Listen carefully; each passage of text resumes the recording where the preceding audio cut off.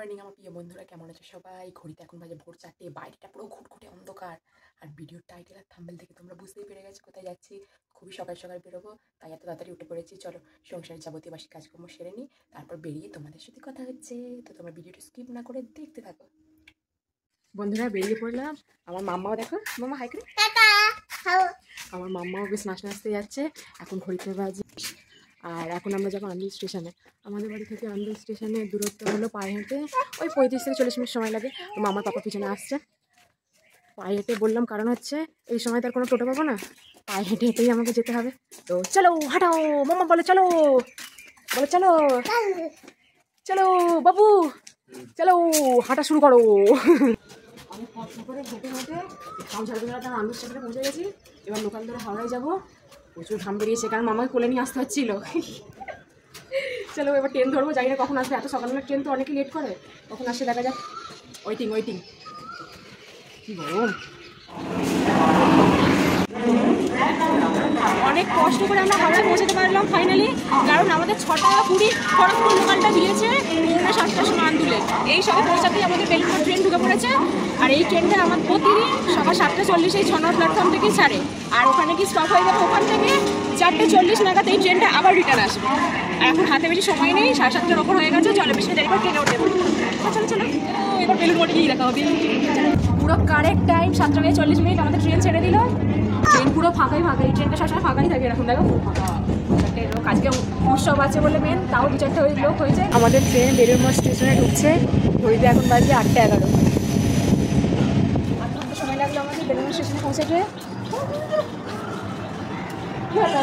চলো স্টেশন থেকে পায়ে হেঁটে আর 5 মিনিট মতো সময় লাগে বেলুড়মঠে পৌঁছাতে। রামকৃষ্ণ মিশন সারদা পীঠ।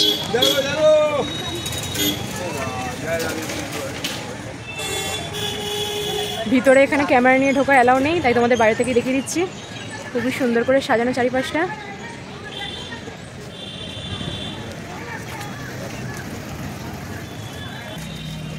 রাস্তার দুপাশে চারিদিকে এরকম নানা রকম স্টল বসেছে, জামা কাপড় থেকে শুরু করে বাচ্চাদের খেলনাপত্র, আরও সংসারের নানান যাবতীয় জিনিস বসেছে।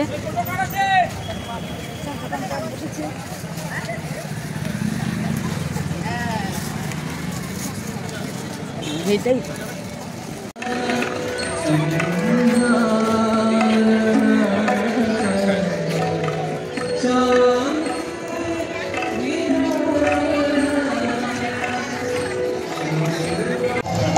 এটি বেলুড়মঠের মেন মন্দির। আজকে প্রভু শ্রী শ্রী রামকৃষ্ণ দেবের 190তম জন্মতিথি উপলক্ষে এই উৎসবের আয়োজন করা হয়েছে। সারাটা দিন আজকে আমরা এখানে কাটাবো, যা দেখবো সবটাই তোমার সাথে শেয়ার করার চেষ্টা করবো। আর অনেকই আওয়াজে আমার কথাটা হয়তো ভালো করে তোমরা শুনতে পাচ্ছ না, তাও চেষ্টা করবো তোমাদের সব কিছু দেখানোর। আর এখন যেহেতু সকালবেলা মানে সকাল 8:30 বাজে, সেহেতু ভালো করে এখন মেলা বসে সবে শুরু হচ্ছে। দক্ষিণেশ্বরের মতো বেলুড়মঠও গঙ্গার তীরে অবস্থিত।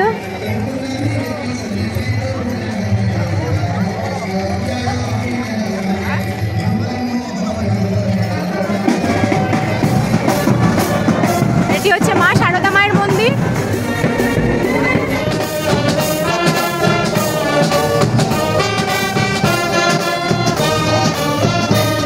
উৎসব উপলক্ষে চারিপাশে মেলা বসেছে কত।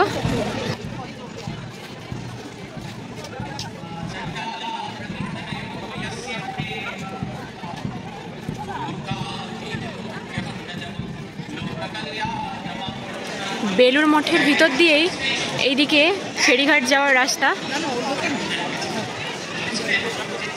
এই ফেরিঘাট দিয়ে তোমরা দক্ষিণেশ্বরেও যেতে পারো। এটি স্বামী বক্ষানন্দের মন্দির।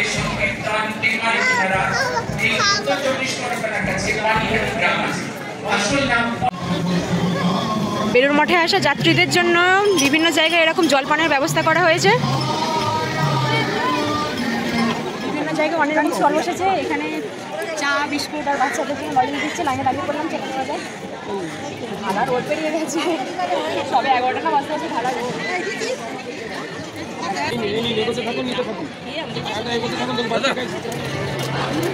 চা খেতে নেই, গরম। চা বিস্কুট আর মামার হাতে লজেন। চাটা খেয়ে গরম হবে খেতে বড়দের বিস্কুট খাবে না, বিস্কুট খাবে না, বড়দের মতো চা খাবে। আমার চা খেতে নেই, মাথাটা বেশ ছাড়ছে। কোন সকালবেলা এসছি, মাথা মাথা ধরেছিল, অত সকালে ঘুমতে উঠেছি বলে। আমরা এখন যাচ্ছি বেলুড় মঠের প্রসাদ বিতরণ কেন্দ্রের দিকে। এখানে দেখো চারিপাশটা কত সুন্দর ফুলে সাজানো।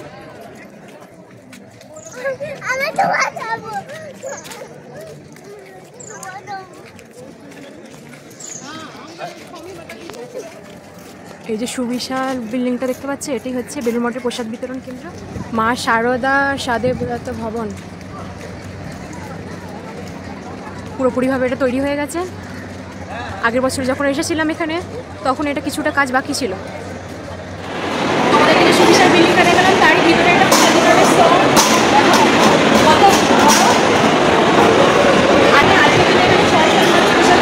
করবে এই যে মায়ের প্রসাদ, খিচুড়ি, চাটনি আর লাড্ডু। চলো এবার প্রসাদ খাওয়া যাক। কি খাচ্ছ, কিছু খাচ্ছ তো? খাও।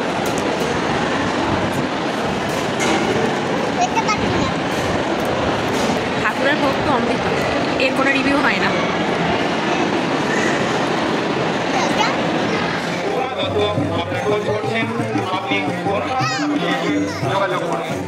জাস্ট ভিড়টা একবার দেখো বন্ধুরা, যেদিকেই চোখ যায় মানুষের খালি মাথা। আর রাস্তার দুধারে এরকম বিভিন্ন জায়গা থেকে আসে এরকম স্টল বসেছে।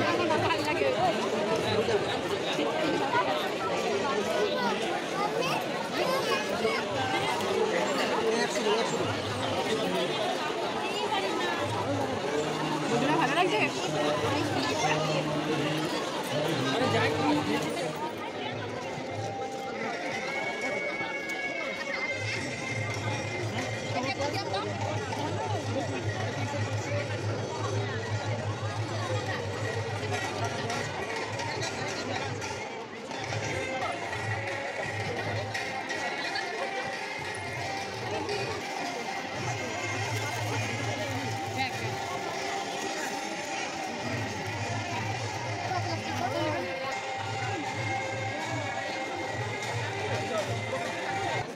মামা নেবে এগুলো?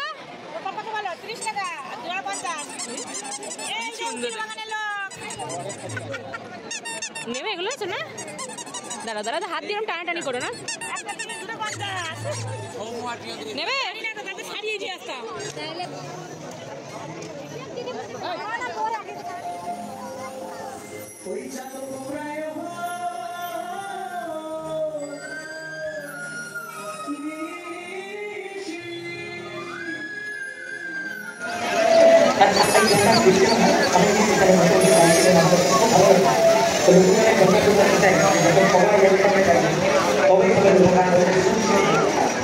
এটা মাঝে মাঝে হয়, ওটা না হলেও সবাই মিলে গাইছি, এটাই লোকগান হচ্ছে, এটাই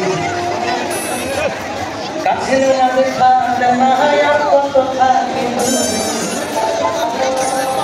বন্ধুরা। আমার বেলুড় মঠ ঘোরা কমপ্লিট হয়ে গেল। আজকে সারাটা দিন আমরা খুবই আনন্দ করলাম। এবার বাড়ি ফেরার পালা, কারণ ওই ট্রেনটা না হয়ে চলে যাবে।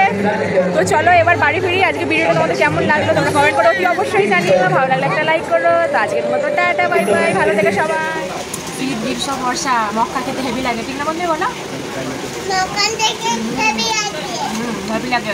তো ফাইনাল ট্রেনটা পেয়ে গেলাম। আমি ভাবলাম মানে ধরতে পারবো না ট্রেনটা, তাড়াতাড়ি করে হেঁটে চলে এসেছি। আর ট্রেনটা সবই ঢুকলো, এবার বাড়ি যাবো। পুরো কারেক্ট টাইম 4:45 আমাদের ট্রেন ছেড়ে দিল। তো বন্ধুরা আজকের ভিডিও এই পর্যন্তই। তোমরা সবাই সুস্থ থাকো, ভালো থাকো। ভিডিওটা ভালো লাগলে একটা লাইক করে দিও, আর ভিডিওটা জানিও, কমেন্ট করে জানিও যে ভিডিওটা কেমন হয়েছে। তো তোমাদের সাথে দেখা হবে আবার একটি